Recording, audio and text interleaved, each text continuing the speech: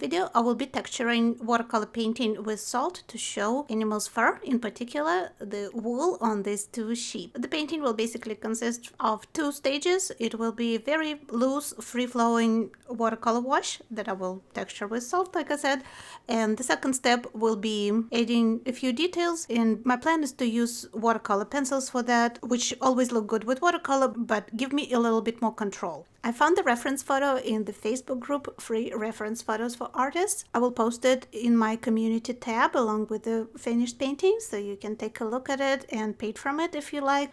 I'm going to start with a very simple sketch. I want to draw the noses of those two sheep and their eyes in preparation for my loose watercolor wash on my 300-pound watercolor paper. I'm using Kilimanjaro block, very easy, very convenient to use. It's called press texture. To do the watercolor wash, I need to have wet paper. Let's also give my watercolor paper a little bit of an angle so pigment will slide down the page a little bit better. You see the list of colors on the screen, but the colors, first of all, they have very little to do with the reference photo, and exact colors absolutely don't matter. I'm going through all the cobalts as you see, but you can use any color combination that you like. Mine look kind of like winter sheep because they seems like they're slightly frozen, but you can paint them with a warm palette. You can make them pink, make them orange, whatever. You can actually paint them more realistically with like burnt sienna and burnt umber or something like that. This is an exercise in loose watercolor wash and in giving your paint some texture. A very quick exercise also, I would say. I did that wash in maybe 15 minutes and then I added details in another probably 15-20 minutes. So very quick and fun exercise. And those sheep are super cute.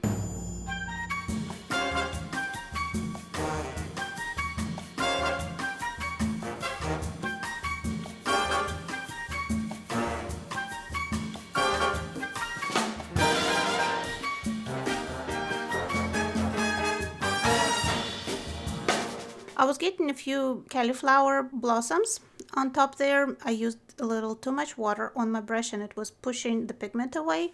And to kind of camouflage it, I can pick up the paint with a clean brush. And I also like to do some splattering. I think splattered color always looks very interesting and gives unusual effects that are impossible to recreate with just regular brush strokes.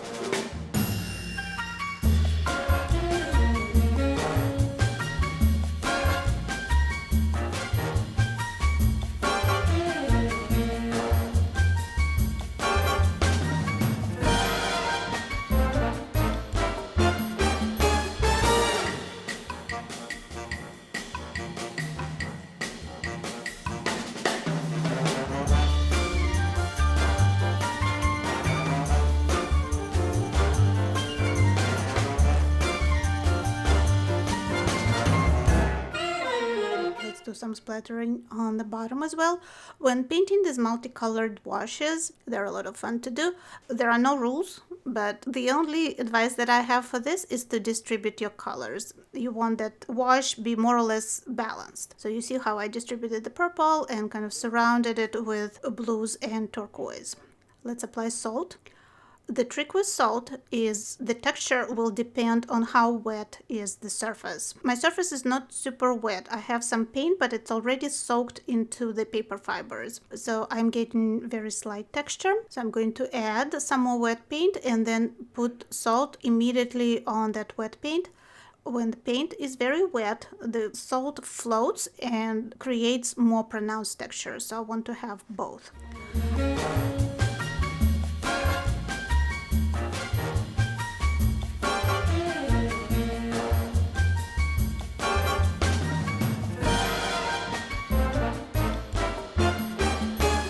The nose of this sheep is white for now, but the edge is too hard. I think it stands out too much, and the face of the sheep is fuzzy. So let's soften this. Let's soften all the edges. We don't need hard edges just yet. We will be creating them in the second stage of our painting.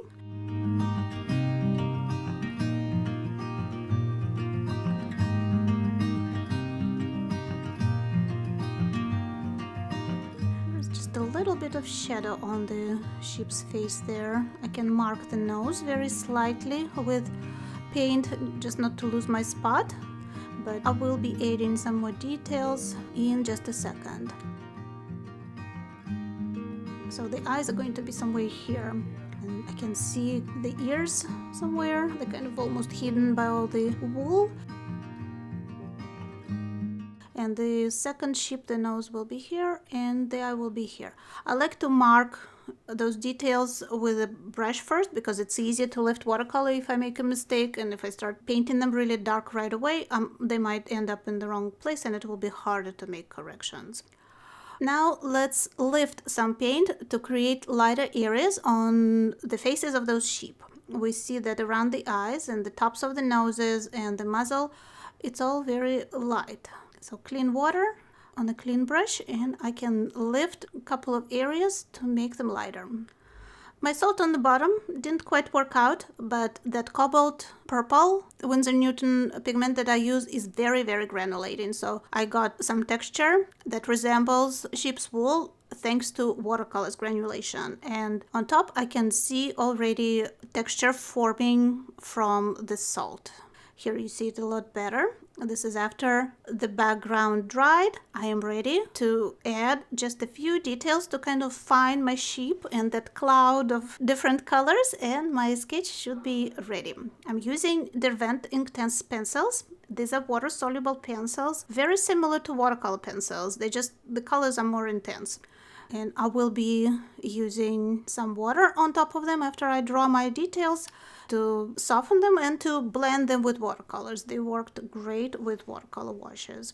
So as you see, here's my salt texture. Very interesting, I think.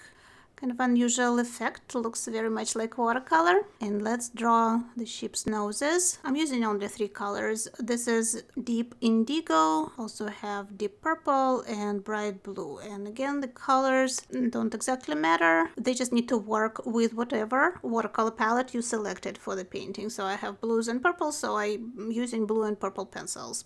And I didn't really have to use the pencils. I could have used any liner tool, maybe a watercolor brush pen. These work great. Could have used some sort of a marker or regular pencils. Regular soft color pencils look great with watercolor. I have some videos on my channel where I add regular pencils to watercolor. I'll leave you some links in the video description so you can check them out. It's a great technique for adding details, but I felt like using Derwent Inktense. These are my favorite and I haven't used them in a long time, so I wanted to go back to them and use them for this painting.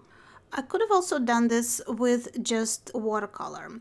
Using a small brush would work for this really well, and really intense colors straight out of the well in the highest possible saturation to get enough contrast in the details. But like I said, I love Derwent Inktense and haven't used them for a while, so I wanted to use this, and they do give us a lot more control than the brush because it's a liner tool. You can really lean on it and control the details. So this is what I'm using for the second stage of my painting.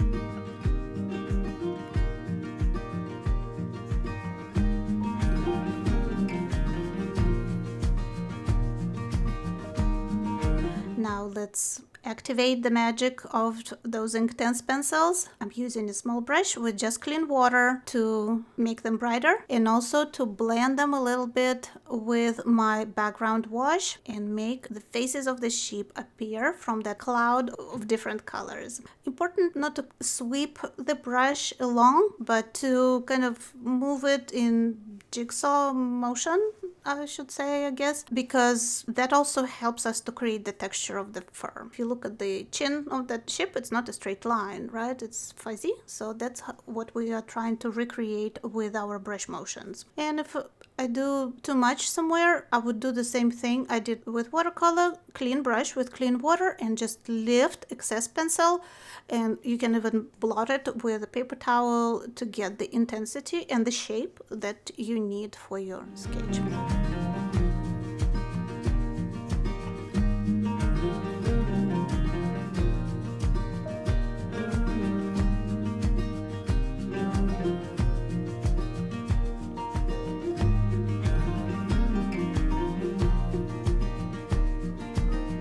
work on the second sheep, doing the same things. Darker areas where I applied a lot of that graphite, of that ink that the pencils are made from, and then I can soften it with clean brush. I really like how the texture turned out on the forehead of that sheep on the right. I think that worked out pretty well.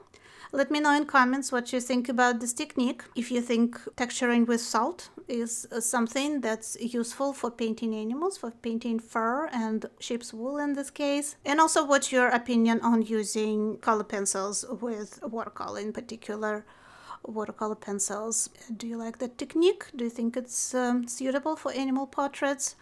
I would appreciate your comments. I always read them and try to respond to all of them, to all your questions. My painting is almost completed. I'm just putting finishing touches. I went back to watercolor. I'm using that cobalt purple to deepen just a few areas and blend the pencils even better. I don't want the pencils to look like lines. I want them to look like shapes as well, like color shapes. So just a few brush strokes.